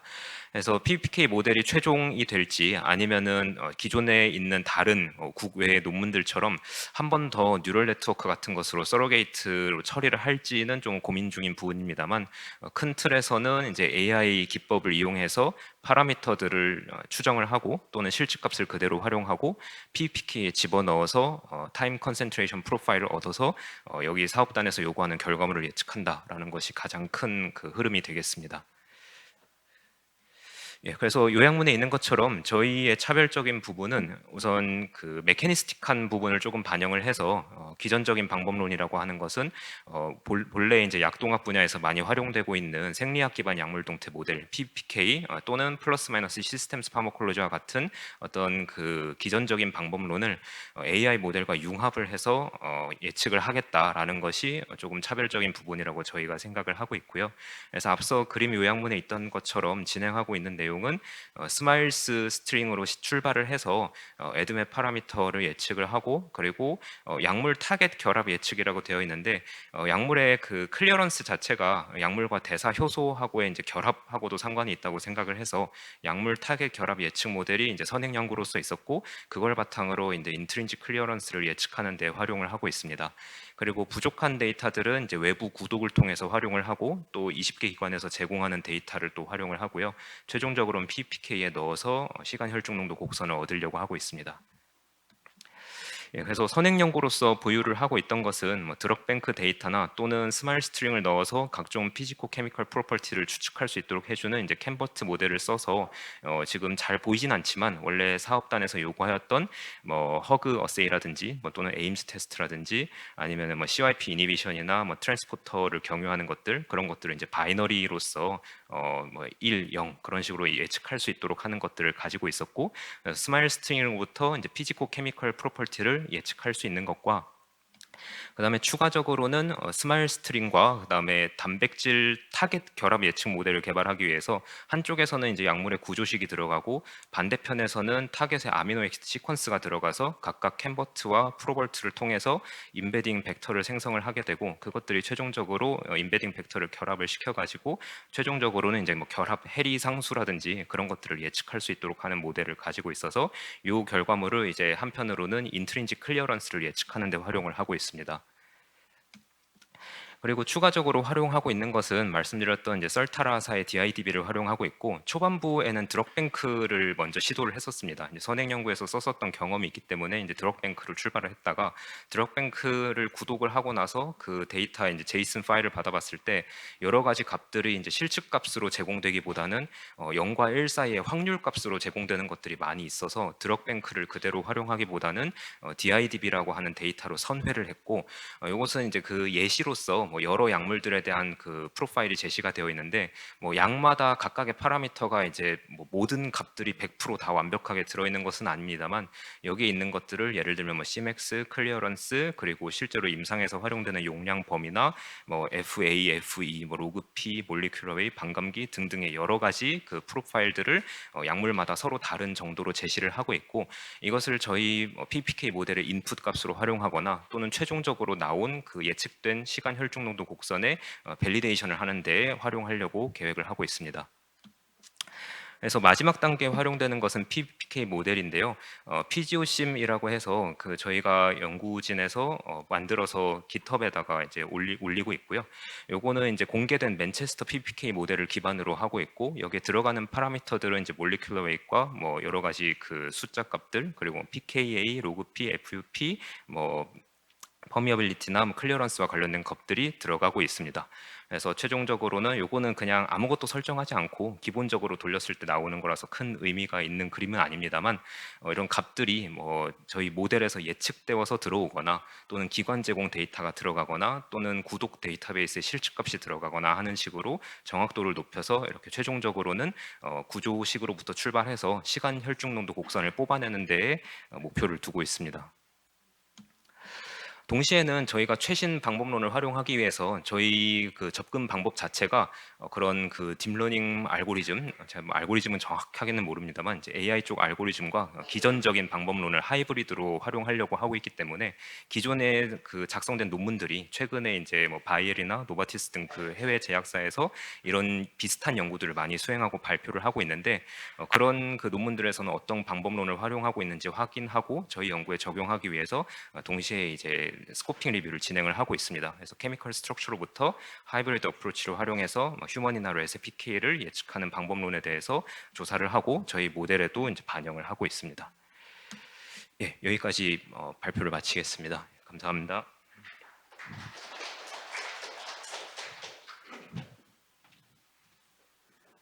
네, 다음은 한국과학기술원 연구자님께서 발표해 주시겠습니다.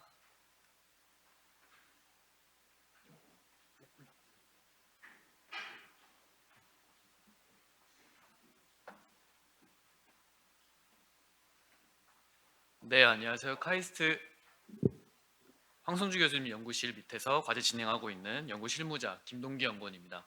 저희 연구실은 연합학습에 기반한 설명 가능한 임상결과 예측 모델을 개발하는 것을 최종 목표로 하고 있습니다. 먼저 신약 개발과 관련된 ADMT 태스크를 잘 수행하기 위해서는 저희는 크게 세 가지 문제점을 꼽았습니다. 첫 번째는 데이터 파편화입니다.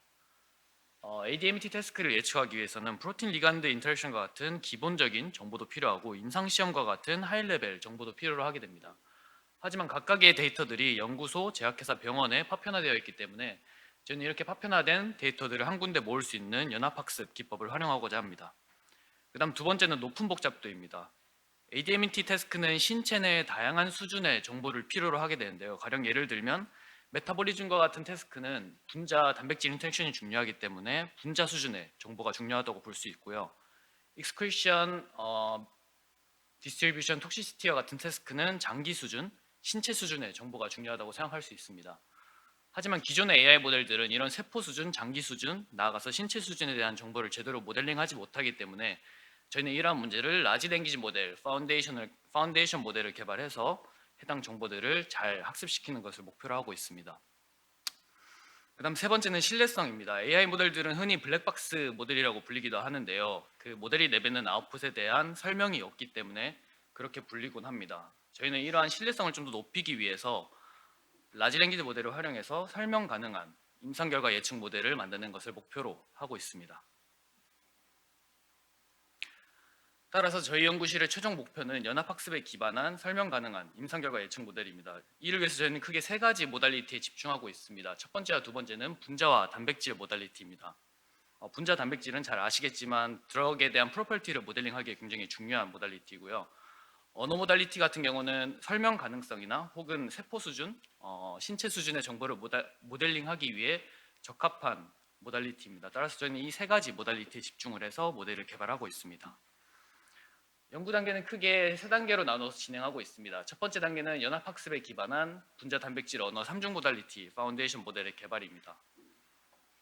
해당 단계의 핵심은 연합학습을 통해서 각 기관에 흩어져 있는 데이터들의 정보를 잘 인코딩하는 분자 단백질 인코더를 만들고 이를 기반으로 분자 단백질 모달리티를 잘 이해하는 라지 랭귀지 모델을 만드는 것을 목표로 하고 있습니다. 두 번째 단계는 첫 번째 단계에서 만든 라지 랭귀지 모델의 학습 공간을 확장시키는 것입니다. 저희는 여기서 제너레이티브 모델이랑 레인포스먼트 러닝을 써서 ADMT 태스크에 존재하는 어떤 데이터 자체의 희소성과 레이블의 불균형 문제를 해결하고자 합니다. 그 다음 마지막 단계는 신약 개발 태스크에 특화된 추론 기법을 개발하는 것입니다. 이 단계의 최종 목표는 ADMT 태스크에 대한 예측 성능을 높일 뿐만 아니라 예측 과정에서의 설명을 잘 제공할 수 있는 프롬프팅 기법을 개발하는 것을 목표로 하고 있습니다. 현재 저희 연구실은 첫 번째 단계에 대해서 연구를 진행하고 있고요. 관련된 연구 성과 간단하게 소개드리도록 하겠습니다. 첫 번째 단계는 크게 세 가지의 세부 목표를 갖고 있습니다. 첫 번째는 데이터 암기 방지 기법이고요. 두 번째는 효율적인 연합학습 기법입니다. 그리고 마지막은 분자 단백질 언어 3중 모달리티 파운데이션 모델의 개발입니다. 그럼 먼저 데이터 암기 방지 기법에 대한 연구 성과 공유 드리도록 하겠습니다. AI 모델이 학습이 진행되게 되면 사용자 데이터에 대한 암기가 필연적으로 일어나게 됩니다. 이는 사용자 데이터에 대한 유출을 또 야기할 수 있는데요.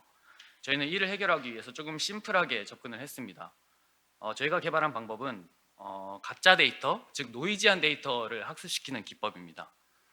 이제 오른쪽은 그에 대한 성능인데요. 오른쪽 위에 보이시는 표는 사용자 데이터에 대한 암기의 정도를 나타내는 표이고 아래 보시는 표는 다운스트림 태스크에 대한 성능 표입니다. 보시다시피 저희가 개발한 모델이 사용자 데이터에 대한 암기 정도는 줄이면서 다운스트림 태스크에 대한 성능은 어느 정도 유지할 수 있다는 것을 보였습니다.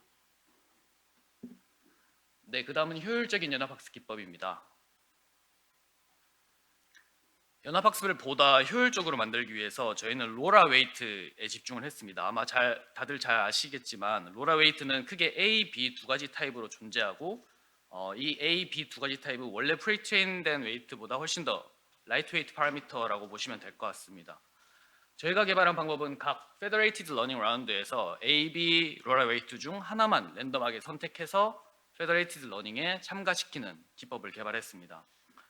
따라서 저희가 개발한 방법론은 페더레이티드 러닝에 대한 커뮤니케이션 코스트를 줄일 뿐만 아니라 프리트레인드 클라이언트 서버가 갖고 있는 파라미터를 전부 다 서버에 공개하지 않기 때문에 보다 높은 보안성을 유지할 수 있다는 장점을 갖고 있습니다. 다음 보시는 표는 이제 성능표인데요. Fed Average라고 적혀 있는 메뉴에 있는 오라클 모델이 로라 A, B를 둘 다 페더레이티드 러닝에 참석시키는 모델입니다. 이런 오라클 모델보다 저희가 개발한 페드랜드 모델이 성능이 다소 비슷한 것을 확인을 했습니다. 그 다음은 사용자 데이터에 대한 암기 정도를 확인하기 위해서 실험을 진행하였는데요. 왼쪽에 보이시는 표가 사용자 데이터에 대한 암기 정도를 나타내는 표입니다.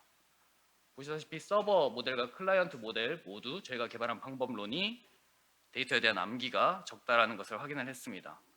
그다음 오른쪽은 페더레이티드 러닝에 들어가는 커뮤니케이션 코스트를 나타낸 그림입니다.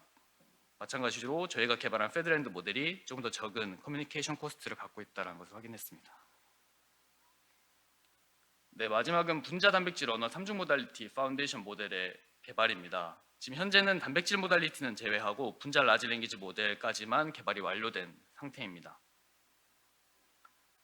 분자 라지 랭귀지 모델을 개발하기 위해서 저희는 크게 두 가지 측면에서 접근을 했는데요. 첫 번째는 어떻게 하면 이 분자 모델리티를 잘 인베딩 할 수 있을까에 대한 모델 아키텍처적인 측면입니다. 분자 인코더는 크게 2D 인코더랑 3D 인코더 두 가지로 나뉘게 되는데요. 2D 인코더는 각 원자의 커넥티비티와 본드 타입을 잘 모델링 할 수 있다는 반면 3D 인코더는 분자를 포인트 클라우드로 표현하기 때문에 어떤 폴라 서페이스 에어리어나 몰레큘러 볼륨과 같은 3D 특성을 모델링하기에 적합합니다. 저희는 이런 각각의 인코더의 상호 보완적인 장점을 극대화하기 위해서 크로스 어텐션에 기반한 블렌딩 모듈이라는 것을 제안을 했습니다. 그 다음은 분자 라지 랭귀지 모델이 갖춰야 될 어떤 정보, 지식을 잘 구축하기 위해서 저희는 인스트럭션 데이터셋을 저희 스스로 구축해 나갔습니다. 여기서 중점적으로 본 프로퍼티는 크게 스트럭처, 케미컬 프로퍼티, 바이올로지컬 프로퍼티이고 여기서 저희가 중점적으로 본 부분은 스트럭처 프로퍼티가 어떤 케미컬하고 바이올로지컬한 프로퍼티를 정한다는 부분에 초점을 맞추었습니다. 따라서 크게 네 가지 데이터 타입을 제안하였는데요. 첫 번째는 상세한 분자 구조의 설명, 두 번째와 세 번째는 분자 구조와 어떤 분자의 성질에 대한 관계 설명, 그 다음 네 번째는 분자의 구조, 화학적 성질, 생물학적 성질을 모두 다 아우를 수 있는 포괄적인 대화 데이터셋, 이렇게 총 네 가지의 데이터 타입을 구성하였습니다. 그래서 저희가 제안하는 모델 아키텍처랑 인스트럭션 데이터셋에서 학습한 결과 먼저 퀄리터티브하게 좀 평가를 해보았습니다. 저희가 개발한 모델 몰라마에 벤조다이아제핀 몰레큘을 주고 이 분자의 특성을 설명을 해줘 라고 질문했습니다. 저희가 개발한 모델의 답변을 보시면 이 분자는 벤조다이아제핀 계열이고 브로민 아톰이 있고 파이리미딘 서브스트럭처가 있고 그다음 각각이 어떤 역할을 하는지 잘 예측하는 것을 확인했습니다. 그 다음은 정량적인 결과인데요. 분자 라지 랭귀지 모델에 분자를 하나 주고 스트럭처, 케미컬, 바이올로지컬 프로퍼티에 대해서 설명해 달라고 했습니다. 보시는 값 위에 표에 보이시는 값은 GPT 시리즈와 비교한 데이터 값인데요. 즉 이 값이 1보다 크면은 GPT 시리즈보다 좀 더 잘한다고 보시면 될 것 같습니다. 보시다시피 저희가 개발한 몰라마 모델이 분자의 구조, 화학적, 생물학적 성질에 대해서 모두 다 잘 이해하는 것을 확인할 수 있습니다. 난 마지막으로 실제로 ADMET 태스크에 잘 적용이 되는가를 확인하기 위해서 어설션과 관련된 판파 태스크에 적용을 해보았고요. GPT-4를 포함한 다른 분자 라지 랭귀지 모델보다 훨씬 더 높은 어큐러시를 보이는 것을 확인했습니다. 네, 마찬가지로 정성적으로 한번 분석을 해보았는데요. 저희가 개발한 모델이 어떤 한 분자의 서브스트럭처랑 판파 태스크와 관련된 프로퍼티를 잘 연관지어서 설명한다라는 것을 확인할 수 있었습니다. 네, 그럼 이상으로 발표 마치도록 하겠습니다.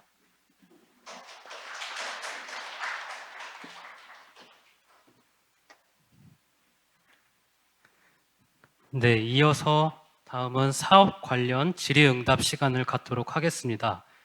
질문이 있으신 분들께서는 자유롭게 손을 들어주시면 마이크를 전달해 드리겠습니다. 질의응답은 저희 사업단 김하정 단장님께서 진행해 주시겠습니다. 단장님, 단상 앞으로 자리해 주시기 바랍니다.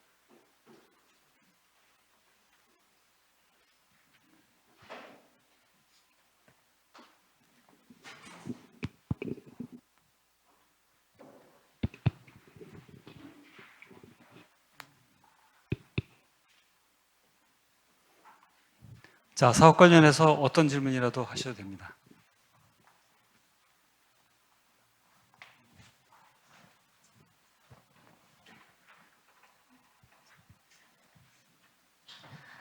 네, 저는 3세부 과제 수행 기간에서 제공하는 데이터 중에 비공개 데이터에 그 데이터 내역을 제안서에 명시하라는데 그 명시의 수준이나 상세가 어떻게 되는지 궁금합니다. 그거는 아직은 정해진 건 없고요. 원래 그것은 원래 이 사업의 당초 목적은 3세부 과제는 소프트웨어만 개발하는 거예요. 우리 어떻게 소프트웨어를 개발하겠다고 쓰는 것까지가 필수 사항인데 그 항목을 넣은 이유는 뭐냐면 이제 두 가지 측면이 있는데 첫째는 지금 여러분 들으셔서 아시겠지만 이 5개 과제만 해도 아마 웬만한 거 다 만들 수 있는 그런 이제 수준이란 말이죠. 그러니까 특별한 차별성이 없어요. 그런데 항상 모델을 만들 때 그 공개된 데이터 말고 다른 데이터가 더 있으면 성능을 당연히 좋은 모델을 만들 수가 있죠. 여러 가지 훈련할 때도 그렇고 검증할 때도 그렇고 그러니까 그런 목적이기 때문에 그거는 뭐 데이터가 몇 개가 되어야 된다, 어떤 데이터를 써야 된다 이런 요구사항은 아무것도 없고 제안하시는 분이 생각할 때 우리는 이런 데이터를 추가로 확보하고 있다 또는 아까 잠깐 말씀드린 것처럼 우리 연구비에서 돈을 주고 샀다 뭐 그럴 수도 있고 그렇게 해서 모델을 만드는데 도움이 된다는 거 그냥 입증하시면 되는 거니까 그거를 밝히라는 거지 그 데이터를 우리한테 내라 그런 얘기는 아닙니다. 감사합니다.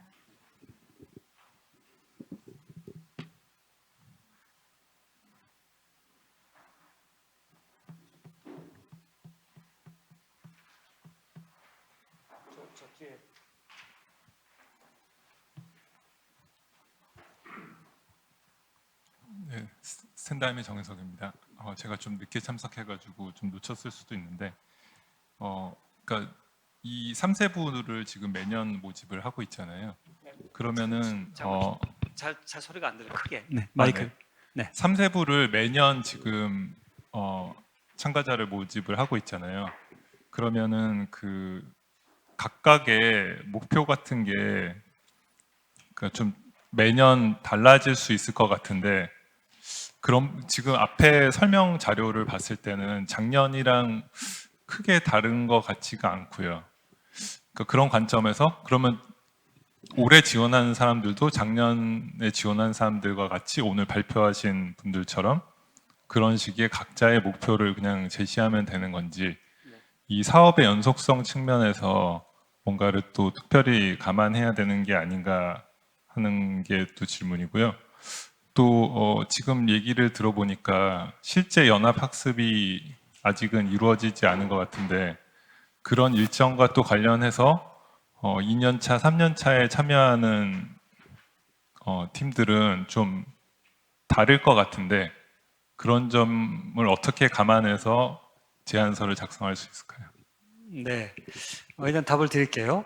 사실은 3세부 과제는 그 뒤에 들어오시는 분들이 어떤 면에서 좀 유리합니다. 왜냐면은 남의 거 보고 만드는 게 훨씬 잘할 수 있으니까.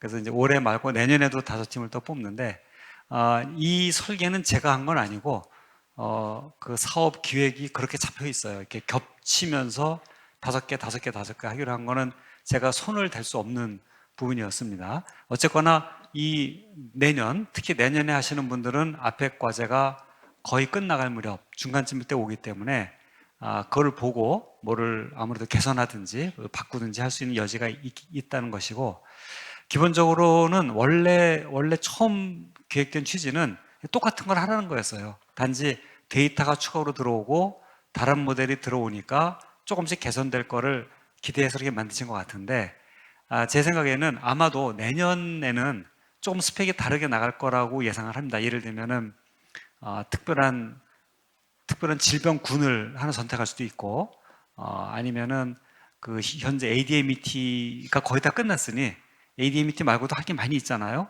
그래서 원래 사업 계획에 안 들어 있지만 예를 들면 드러그 인터랙션을 잘할 수 있는 팀을 따로 뽑든지, 아니면 제가 모델 앙상블 얘기를 했는데 원래 모델 페더레이션이라는 말은 없습니다.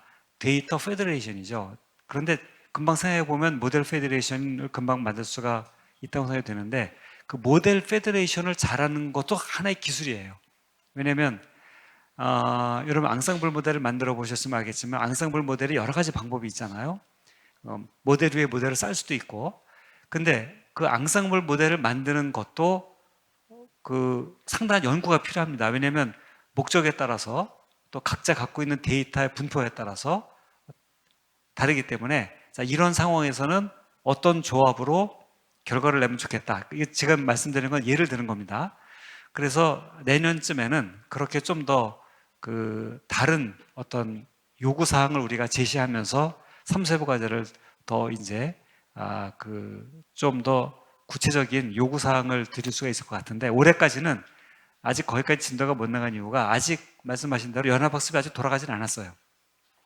작년 6개월 동안은 우리가 설계를 끝내고 이제 올해 본격적으로 플랫폼도 만들어지고 그 엔비디아 플레이어 위에서 연합학습을 돌리기 때문에, 연합학습을 돌리다 보면 이제 좀 더 구체적인 방향성이 나올 거기 때문에 올해는 이게 살짝만 바꾼 셈입니다. 살짝 바뀌었다는 것이 아까 아마 아이젠 사이언스의 경우가 문헌을 파싱해서 데이터를 뽑아왔다고 하는데, 예를 들면 FDA 자료를 본격적으로 어떻게 잘 가져다가 더 많은 그 실험 데이터를 우리가 추가로 했다든지, 그러니까 데이터를 가져올 수 있는 여지는 아직 많이 있습니다. 그래서 데이터 확보에 좀 이번엔 초점을 맞춘 거예요. 왜냐하면 다른 데이터를 가지고 우리가 물론 그 데이터를 생성형 모델로 만들 수도 있어요. 뭐 그게 얼마나 좋을지 모르겠으나 우리가 생성형 모델을 만들어서 가짜 실험 데이터를 많이 만들었는데 그렇게 했더니 성능이 올라갔다. 그런 제안을 할 수 있는 거죠. 그러니까 올해 3과제의 차별성은 추가 데이터가 무엇인가를 좀 보겠다는 것, 그리고 앞에 발표한 5팀을 봤더니 저런 부분은 우리가 좀 개선할 수 있겠다라는 아이디어가 있으면 그 차별성을 제시해 주면 될 것 같습니다. 기본 틀은 작년하고 똑같다고 보시면 됩니다. 기본 목적은. 네, 또 다른 질문 받겠습니다.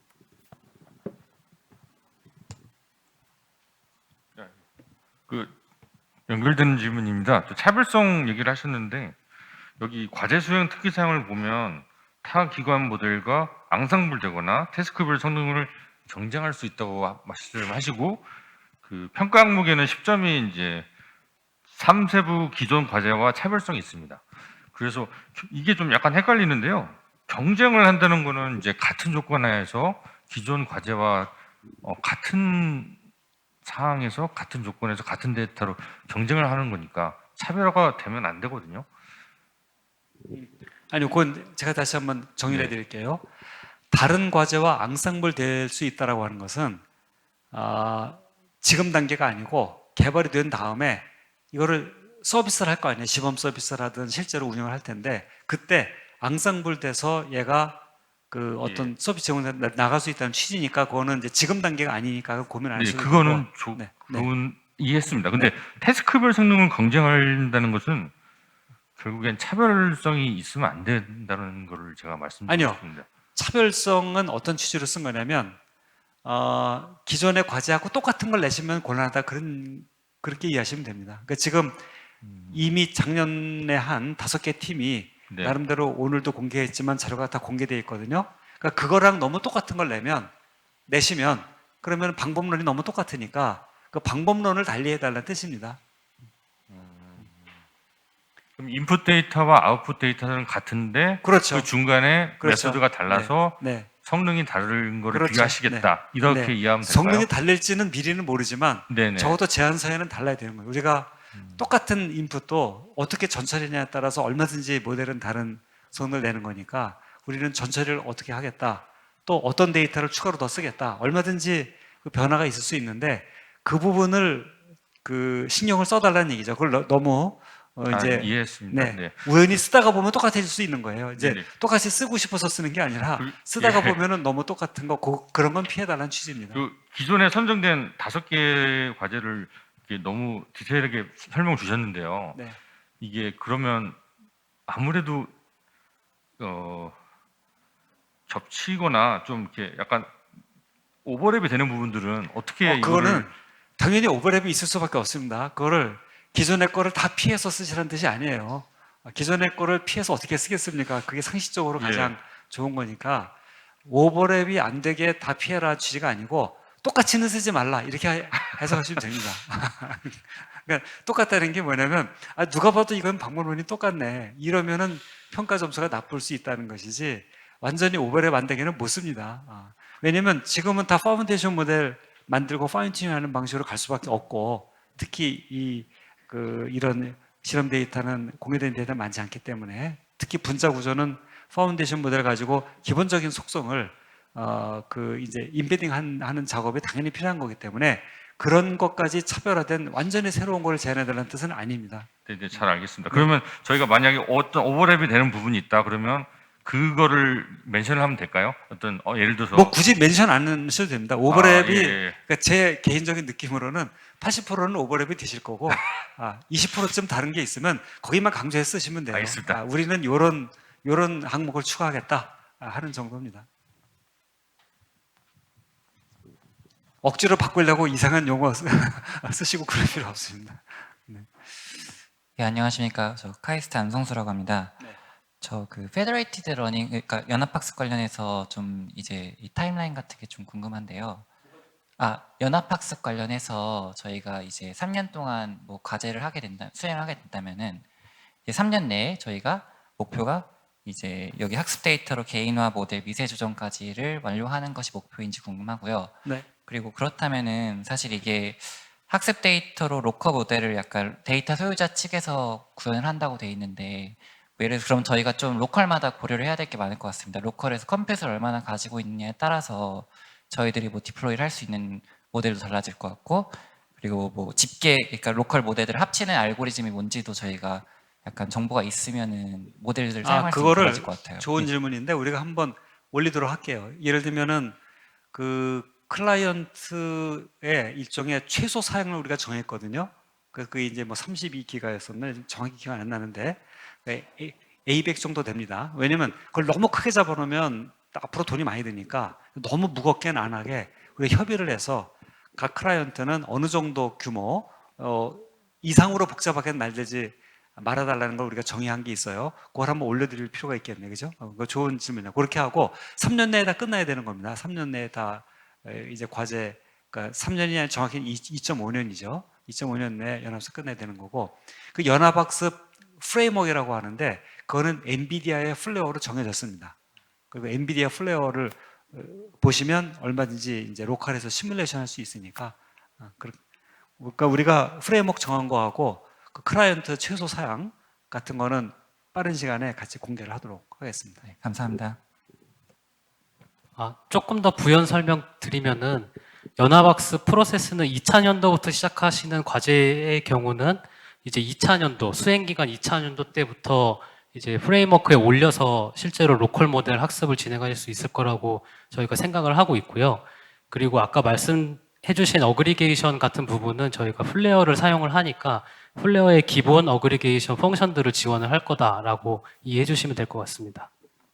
그리고 이제 지금 말한 거에 또 이제 더 추가를 해주면 그 사실은 여러분이 그 플랫폼하고 플랫폼 운영에 대해서는 원래 상과제가 하는 건 아니고 일과제가 하는 건데 그걸 제안해 줄 수 있습니다. 그러니까 우리 알고리즘은 어그리게이션을 이런 방식으로 하면 좋겠다라고 하는 것은 그거는 얼마든지 어그리게이션이 나와 있는 것만 쓰는 법은 없거든요. 그래서 그 부분을 제안해 주시는 것도 제가 우리 RFP에 써 있지는 않을 때 써 있나?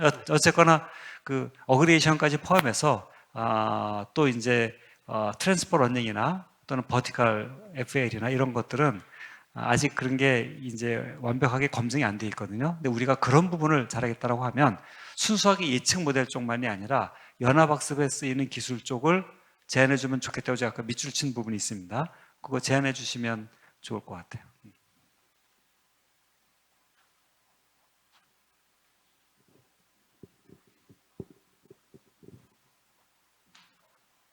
자, 올해는 질문이 많지 않습니다. 아마 미리 다 파악을 하고 오셨기도 하고 작년에는 한 1시간 40분을 제가 사업 설명을 한 기억이 있는데 엄청 질문이 많았어요, 작년에. 근데 올해는 상과제이고 이제 어떻게 보면 스코업이 좁으니까 질문 있으면 하시고 없으면 마칠 겁니다. 자, 그러면 마지막 질문 관련된 내용은 우리가 추가로 어떤 형태로 올려야 되나? 공고문에 올려도 공고문? 사업단 홈페이지에 그 질문 주신 내용에 대해서는 저희가 사업단 홈페이지에 올려드리겠습니다. 사업단 홈페이지는 아마 검색하시면 나오긴 할 텐데 kmelody.org로 치시면은 들어오실 수 있습니다. 그게 무슨 아이리스 이런 데 올려야 되는 거 아닌가 모르겠네. 근데 거기는 또 거기도 올릴 필요가 있으시면 거기다가 좀 올리겠습니다. 한번 그거는 우리가 볼게요. 여러분이 보실 수 있게 현재 그 클라이언트 환경하고 프레임워크 두 개 정보는 일단은 사업단 홈페이지에 기본적으로 올리는 걸로 하겠습니다. 자, 올해 제가 이제 마지막으로 하나 말씀드리면 이 사업에 상당히 관심이 많아요. 정부 거의 모든 부처에서. 왜 그러냐면 많은 그 부처의 사업이 그 빅데이터, AI, 인공지능 얘기가 많이 있는데 항상 데이터 공유해서 다 걸려 있습니다. 어느 분야를 막론하고 그게 가장 기본 과정인데 데이터 공유가 생각보다 어렵죠. 그런데 우리 분야가 제일 그 중에서도 어려운 분야에 속하는데 이게 연합학습이라는 걸로 그게 풀리면 해결될 수 있는 문제가 많다는 것을 알기 때문에 이 사업을 뭐라고 할까? 이게 어떻게 되는지 그 관심들이 많아요. 그래서 혹시 선정이 되시면 뭔가 계속 연합학습을 기반으로 데이터 공유 활용을 통해서 AI 모델을 좀 우수한 걸 만들 수 있는 걸 입증하는 과제이기 때문에 잘 신청하셔서 되길 바로 경쟁률은 좀 있을 겁니다. 지금 5팀밖에 안 뽑기 때문에 잘 준비하시고 궁금한 사항 있으면 사업단에 문의하시고. 자, 질문이 없는 것 같으니까 마치도록 하겠습니다. 수고하셨습니다.